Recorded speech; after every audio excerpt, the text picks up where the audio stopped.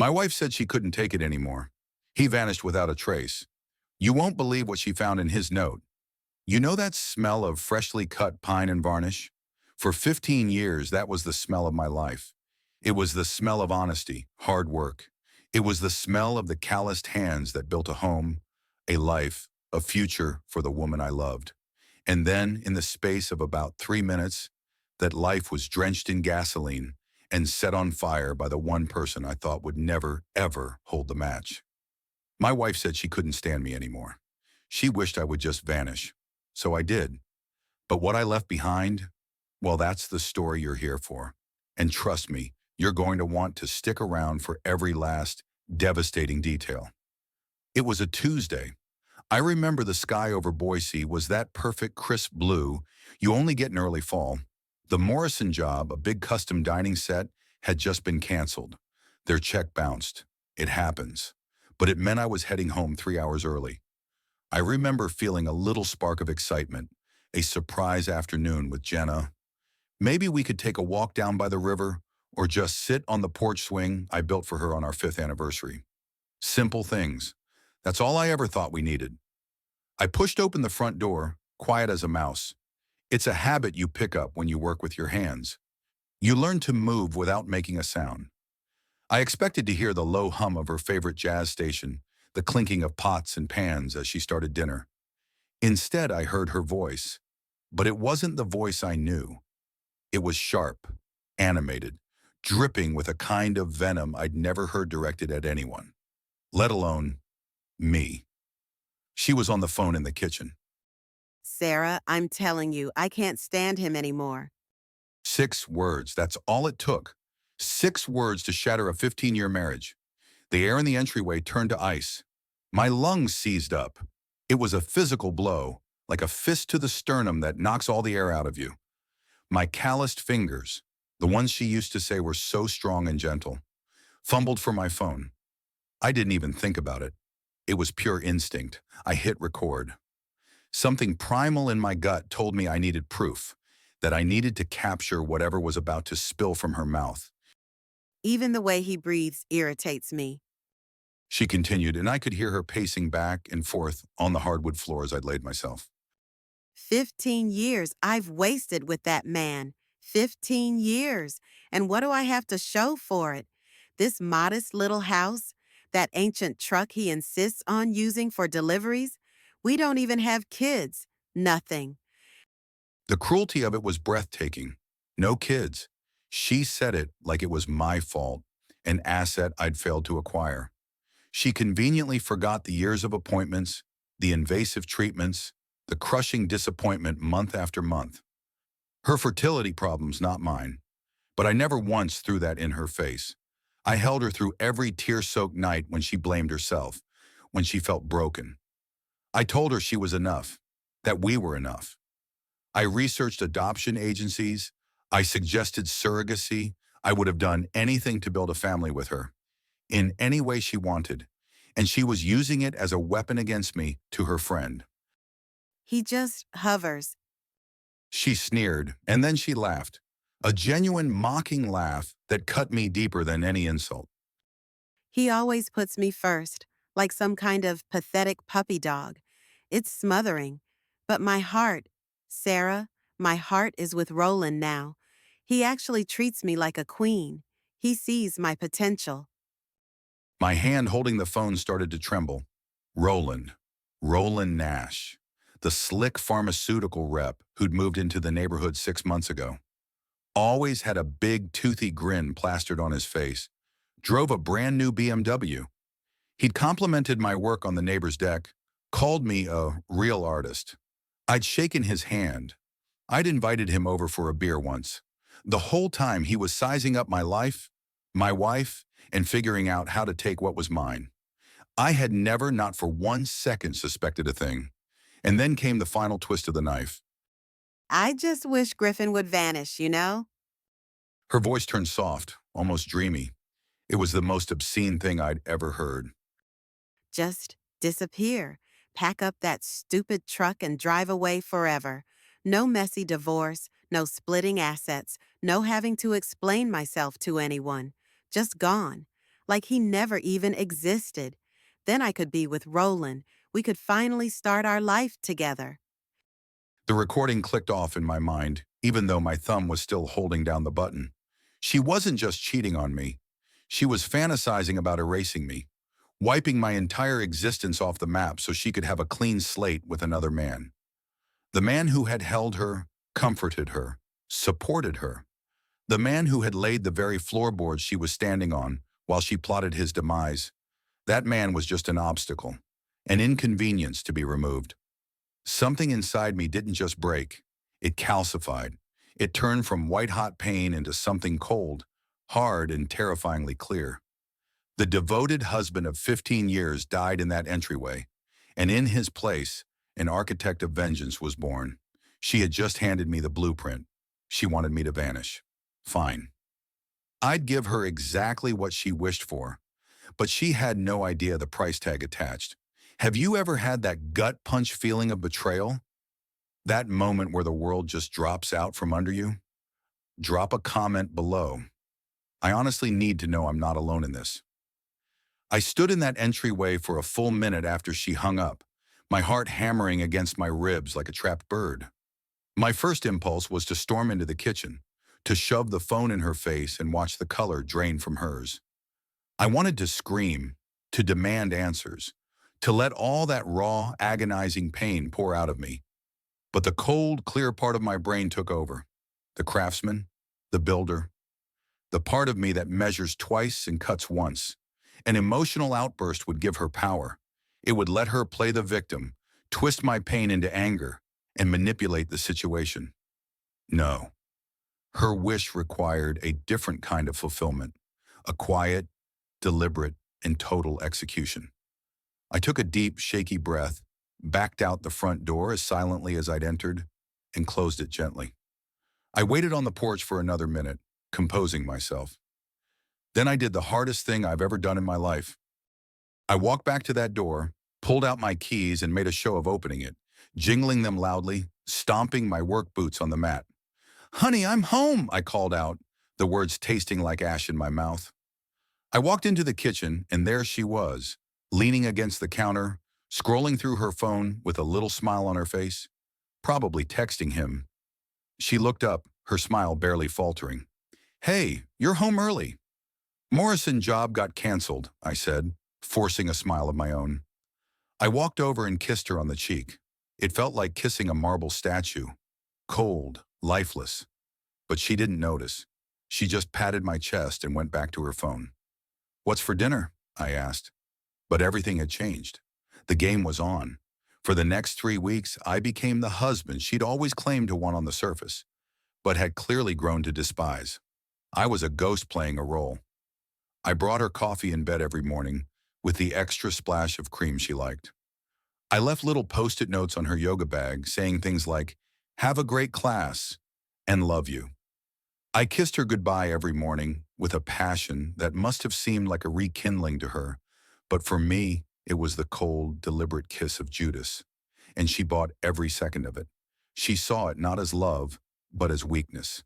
My renewed affection was, in her mind, my pathetic attempt to hold on to her as she was slipping away. It only made her bolder. While she was at her yoga classes, texting Roland about their future, I was on the phone, methodically dismantling the life we had built. My first call was to my older brother, Brent, in Colorado. Brent's a high-end realtor. He specializes in discreet, off-market sales for people who value privacy above all else. Hey Griff, what's up? Everything okay? "Brent, I need a favor, a big one, and it needs to be completely off the books." There was a pause. Brent and I weren't the type for drama.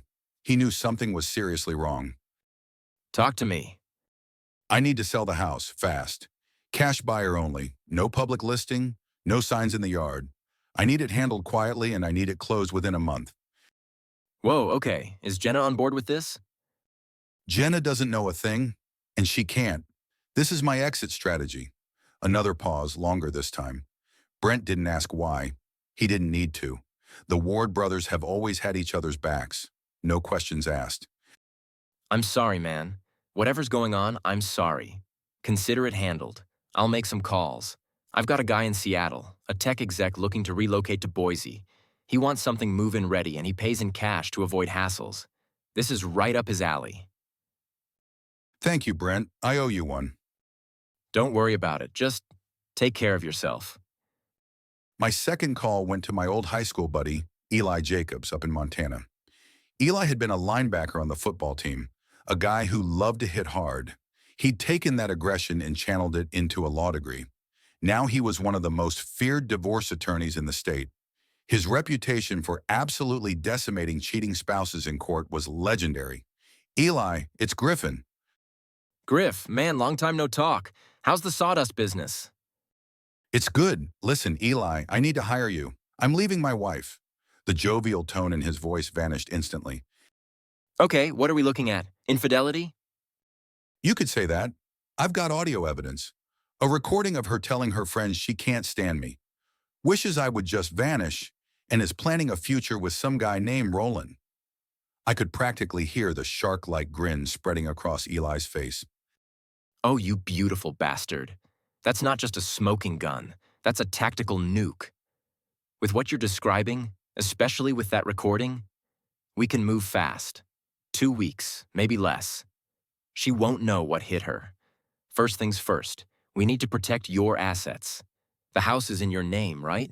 You bought it before the marriage? Yeah, inheritance from our grandparents. Perfect.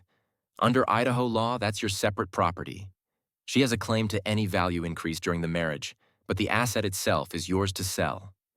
We'll set up a new bank account, a trust. You start moving your money. Liquidate anything you can.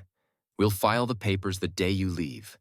She'll be served with a restraining order preventing her from touching any remaining joint accounts. My third move was the most personal. I started photographing every single piece of furniture in our house, the oak dining table where we'd hosted Thanksgiving, the built-in bookshelves I'd crafted from reclaimed cherry wood, the 4-poster bed where we'd slept for 15 years, every cabinet, every chair, every side table. All of it, legally, was my intellectual property, my craftsmanship. The business was mine, the tools were mine, the designs were mine. I was taking my life's work with me. Meanwhile, Jenna was floating through the house on a cloud of blissful ignorance. She was happier than I'd seen her in years. She hummed while she cooked. She initiated intimacy for the first time in what felt like a decade, and I had to grit my teeth and go through with it, knowing she was probably closing her eyes and picturing Roland. She saw my calm demeanor as surrender. She thought I was a beaten dog who had finally accepted his fate. She grew sloppy. She started leaving her phone face up on the counter. Texts from Roland would flash across the screen. Can't wait for this weekend. You looked incredible in yoga pants today. He has no idea, does he? I'd see them and my blood would run cold. But I'd just keep sanding a piece of wood or stirring a pot on the stove, my face a perfect mask of placidity. The gifts started appearing. An expensive bottle of perfume I'd never seen before. A silk scarf that was definitely not her style. Then one night, she came home flashing a diamond tennis bracelet. It probably cost more than I made in 3 months of back-breaking work. "Oh, this?" she said, waving it under my nose when she saw me looking. My yoga instructor gave one to all the advanced students for our dedication. She lied as easily as she breathed. I looked at the bracelet, then looked her right in the eye. "It's beautiful," I said, forcing a smile. "You deserve it. You've been working so hard." Later that night, while she was in the shower, I took a high-resolution photo of it, along with the box from a high-end jeweler I found tucked away in her car's glove compartment. I emailed it straight to Eli with the subject line, Exhibit A.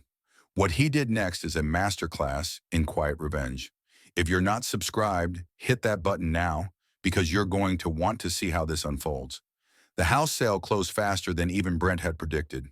The tech exec from Seattle was eager, flush with cash, and wanted the deal done yesterday. He waived the inspection, no contingencies. It was the cleanest transaction imaginable.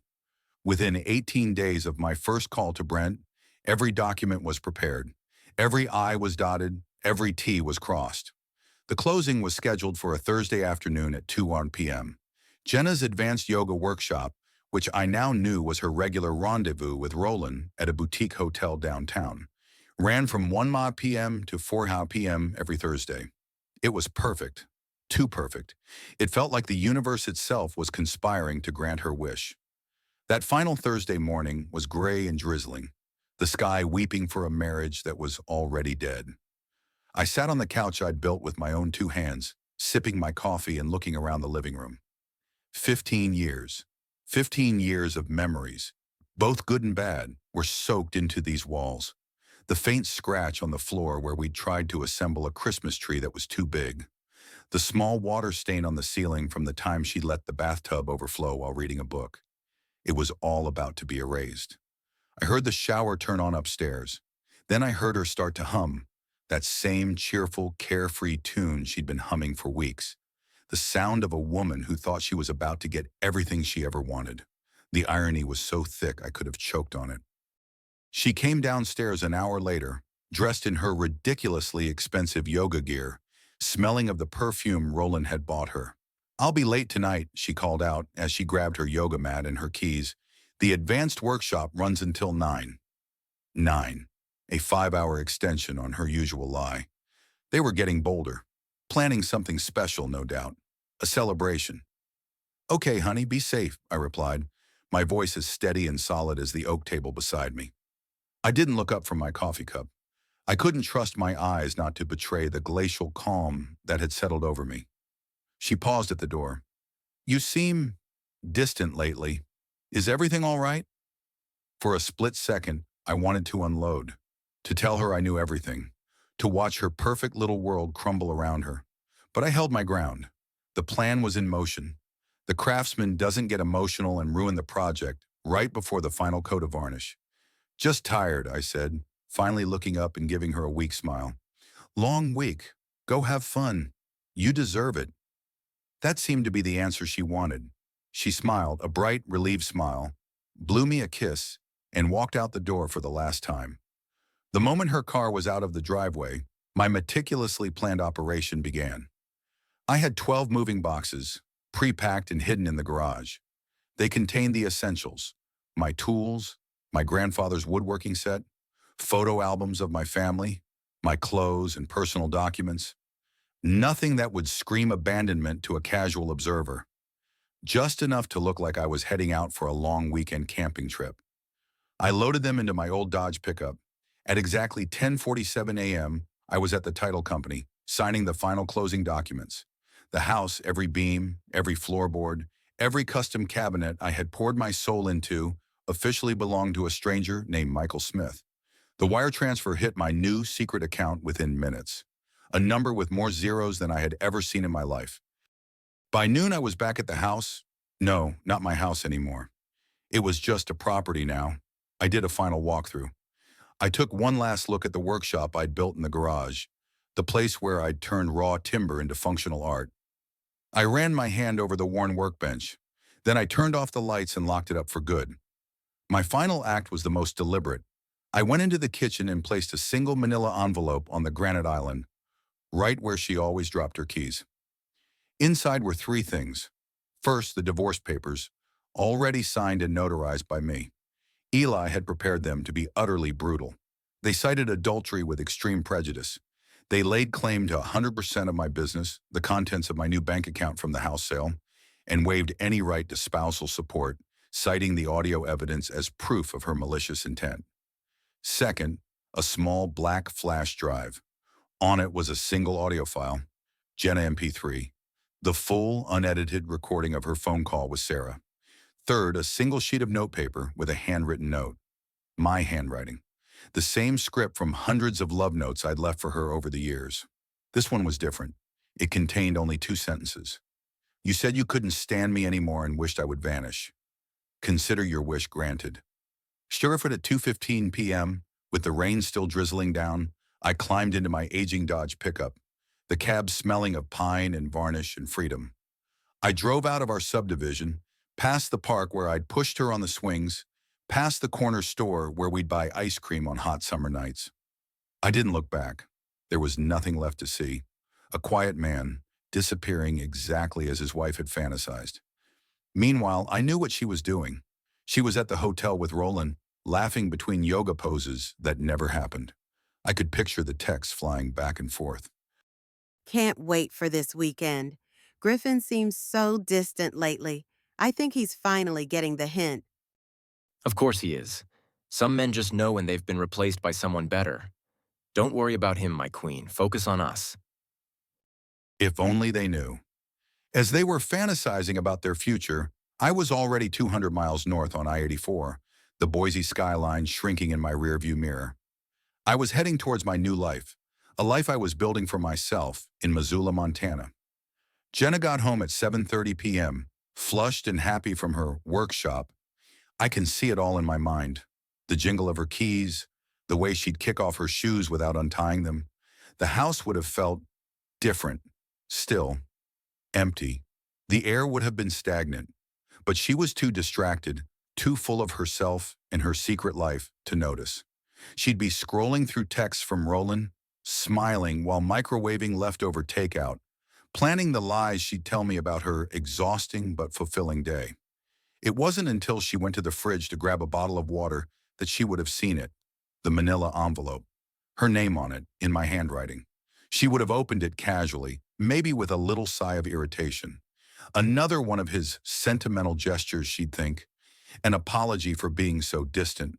The divorce papers would have hit her like a physical slap. The legal jargon, the cold official stamp. Her hands would start to shake as she read the petition, the words adultery and Roland Nash leaping off the page.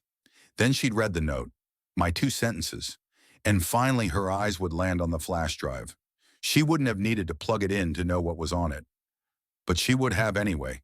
She'd have walked over to her laptop, her legs unsteady, and inserted it. And then her own voice would have filled the silent kitchen. Cruel, calculating, damning. I can't stand him anymore. I just wish Griffin would vanish. The recording of her betrayal, playing back in perfect, crystal-clear detail. The sound of her own treachery echoing in the house I built. And right at that moment, as her world was tilting on its axis, there would have been a knock on the front door. Loud, insistent. Her mind would have been racing. Was it me? Had I come back? Was this all some kind of sick joke? She would have stumbled to the door, her heart pounding, and pulled it open. But it wouldn't have been me. It would have been two strangers. A well-dressed couple in their late 30s, holding clipboards and looking official. Good evening, Mrs. Ward. Yes?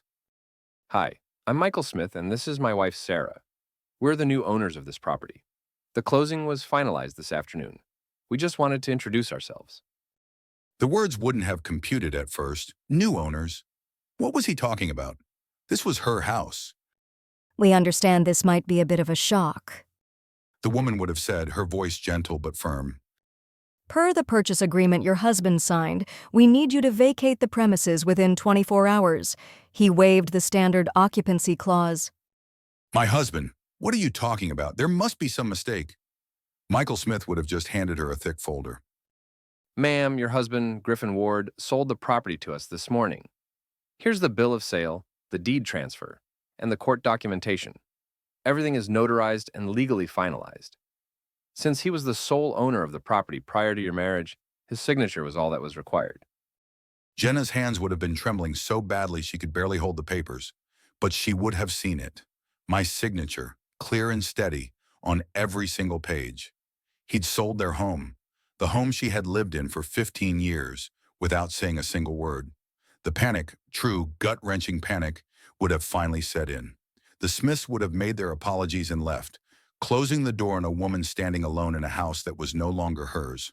Her first call would have been to her sister Rebecca in Portland. Becca, thank God you answered. I need somewhere to stay. Griffin's completely lost his mind. He sold the house and disappeared. There would be a long, awkward pause on the other end of the line. Jenna, I can't. David's mother is visiting for the next 3 weeks. We literally don't have a spare inch of room. I'm sorry. Click. Next, she'd try her best friend, the one she was on the phone with in the recording, Sarah. Sarah, you are not going to believe what happened. Remember our conversation about Griffin? Well, he must have heard somehow. He's gone crazy. Whoa, Jenna, slow down. Sarah would interrupt, her voice suddenly cold. Listen, I'm really not comfortable being in the middle of your marital drama. I have to go. Good luck, though. Click. Fighting off hysteria, she would dial the number that had become her lifeline, her escape plan, her future, the man who treated her like a queen. Roland, something terrible has happened. Griffin found out about us. He sold the house. I have nowhere to go. I need you. His voice, when he finally spoke, would be unrecognizable. It wouldn't be the charming, seductive voice of her lover. It would be the cold, professional, distant voice of a man doing damage control. Jenna, I told you this was a mistake. I can't help you. My wife and kids are flying back from their trip to Connecticut tomorrow morning. I'm at my house. You can't call me here. Your wife. But you said you were leaving her. You said you loved me. You said we had a future. Look, Jenna, He'd sigh, the sound of pure annoyance. this thing between us, it was just a bit of fun, a convenience, nothing more. I said what you wanted to hear. You're a beautiful woman, but I'm not leaving my family. I never was. Please lose my number. The line would go dead, and in that moment the full, crushing weight of her reality would crash down on her like a tsunami. Roland had used her. Her sister had turned her away. Her friends had abandoned her. She was utterly, completely alone. Griffin hadn't just left her. He had systematically and with surgical precision dismantled her entire world, leaving her with nothing but the echo of her own words in a house full of memories that were no longer hers. She would collapse onto the kitchen floor, the same spot where she had stood just 3 weeks earlier and wished for his disappearance. Her wish had come true. But instead of freedom with her king, she was left with absolutely nothing. No husband, no home, no lover, no friends, no family. Just 24 hours to pack up the ruins of a life she had so carelessly, so arrogantly thrown away. While Jenna's world was imploding on that cold kitchen floor in Boise, I was 400 miles away in Missoula, Montana. I was sleeping, truly deeply sleeping for the first time in months. The kind of peaceful, dreamless sleep you can only have when a massive weight has been lifted from your soul. I'd rented a small furnished cabin on the outskirts of town. It was nothing fancy, just clean walls, a solid roof, and an honest, profound silence. There were no yoga mats cluttering the hallway, no half-empty bottles of expensive perfume that weren't gifts from me, no lies disguised as love hanging in the air. The next morning, the sun streamed through the dusty windows of the converted garage that was to be my new workshop. I unpacked my grandfather's hand tools, the worn wooden handles feeling like an extension of my own hands. Each piece carried decades of honest, hard work. It felt like coming home. My phone had been buzzing all night with calls and texts from unknown numbers. Jenna, probably borrowing phones trying to get through. I'd blocked her number, her sister's number, and every one of her friends' numbers I could remember the day I left Boise. I silenced the phone and put it away. There was nothing left to say. The woman who wished for my disappearance no longer had the privilege of my voice. Within a week, word of the quiet furniture maker from Boise began to spread through Missoula's small, tight-knit community of artisans and business owners. My first commission came from the owner of a popular downtown restaurant who needed a dozen custom tables, sturdy enough to withstand the nightly rush. He came to my workshop, running his hands over the sample pieces I'd brought with me. You built all this yourself? He asked, his voice full of genuine appreciation. Every joint, every finish, I replied simply. He looked me in the eye, then pulled out a checkbook and wrote me a deposit for twice what I would have dared to charge back in Boise. When can you start? And for the first time in what felt like a lifetime, I smiled. A real, genuine smile that reached my eyes. The old life, the old me, felt like a movie I'd watched about someone else. The man who tiptoed around his wife's moods, who apologized for breathing too loudly, who gratefully accepted crumbs of affection while she was feasting at another man's table. That man was gone. He had vanished just as she'd wished. This new Griffin, this Montana Griffin, charged what his work was worth. He ate his dinner without analyzing every bite for a sign of his wife's irritation. He slept soundly through the night, without wondering if the woman lying next to him was fantasizing about another man. Eli kept me updated only with information that was a matter of public record. He knew I needed the closure, but also wanted to protect me from any direct contact. So she's staying in some extended stay motel down by the airport. Eli reported during one of our weekly calls. Looks like she's picking up occasional substitute teaching jobs to make ends meet. Her social media has gone completely dark. That wellness blog of hers hasn't been updated since the day you left. From what my paralegal can gather from public posts, her Instagram following has cratered by about 60%. People talk. Any contact attempts through you? I asked, my hands busy sanding a beautiful piece of cherry wood that was destined to become a dining table for a young couple's first home. Oh yeah, her lawyer tried to contest the house sale, filed a motion claiming emotional distress and spousal abandonment. It was laughed out of court. The moment I presented the transcript of the audio file to her counsel, they withdrew the motion so fast it would make your head spin. They know they have nothing. You, my friend, are a free and clear man.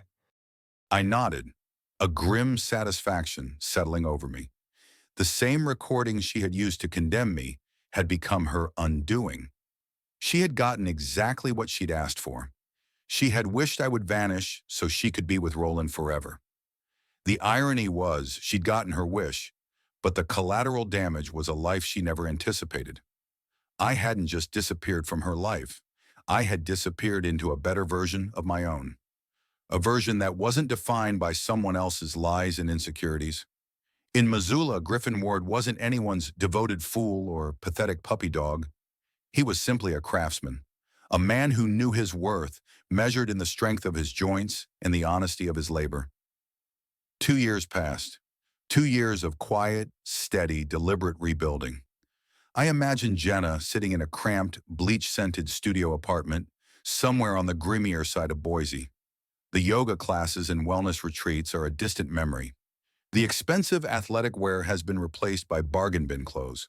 Roland blocked her number permanently after she made the catastrophic mistake of calling his wife, begging and pleading. The woman who once mocked my devotion, who saw my steadfast love as a weakness, now understood its true immeasurable value. Griffin hadn't just loved her. He had been her foundation, her safety net, her unwavering support through 8 agonizing years of fertility struggles, a struggle she had blamed him for behind his back. He had been the constant, solid presence she had taken for granted, and like a fool, she had dynamited her own foundation in pursuit of a fantasy. Meanwhile, in Missoula, my life was everything hers was not. Griffin's workshop had become legendary in Montana's custom furniture circles. My work was sought after by architects and interior designers from Jackson Hole to Whitefish. I had a 6-month waiting list and charged premium prices without apology. My success wasn't loud or flashy, it was like my furniture. Solid, well-crafted, and built to last. And I wasn't alone. I had started dating a local librarian named Claire, a kind-eyed widow in her early 40s, with a quick wit and a quiet strength that reminded me of the grain in old-growth hardwood. She appreciated handwritten notes and early morning coffee. She understood that real enduring love wasn't built on grand, passionate gestures and expensive gifts, but on the small, daily kindnesses, the steady accumulation of shared moments. Claire knew about my past. I had told her everything one evening as we sat on the porch of my now-purchased cabin, watching the sunset paint the Montana sky in shades of orange and purple. I told her about the 15 years, the infertility, the recording, the escape. She listened without judgment, her hand resting gently on mine. Do you ever miss her? She asked softly when I was finished. I considered the question honestly, looking out at the mountains that had become my sanctuary. No, I said finally. I miss the woman I thought she was. I miss the dream I had for us. But that woman, that dream, they never really existed. I was in love with a ghost I'd built in my own head. I had learned the most powerful, painful lesson of my life. Sometimes the greatest act of self-love isn't holding on tighter, but letting go completely. It's walking away from someone who doesn't value what you bring to the table. Jenna had wanted me to vanish so she could be with Roland forever. Instead, I had vanished into a life where I was valued, respected, and genuinely loved for who I was, not for what I could provide. The revenge, I realized, hadn't been about punishment. It had been about liberation. I had set us both free. She was free from the burden of a devoted husband she despised, free to pursue the shallow, sophisticated life she thought she wanted. And I was free to build a new life, a real life, with someone who understood that loyalty, craftsmanship, and a quiet, steady heart were treasures, not weaknesses. The most devastating part of my plan wasn't the financial ruin or the social isolation I'd left Jenna to face. It was the slow, dawning, lifelong realization that she had carelessly thrown away the one man who had loved her completely, flaws and all. And the love of a good man, once it's truly lost, can never be reclaimed. I learned that the most powerful revenge isn't about destroying the person who wronged you. It's about becoming the best version of yourself, a version of yourself they'll never ever have access to again. So what do you think? Was my revenge justified, or did I go too far? Let's talk about it in the comments. And if you made it this far, thanks for listening. Don't forget to like and subscribe for more stories.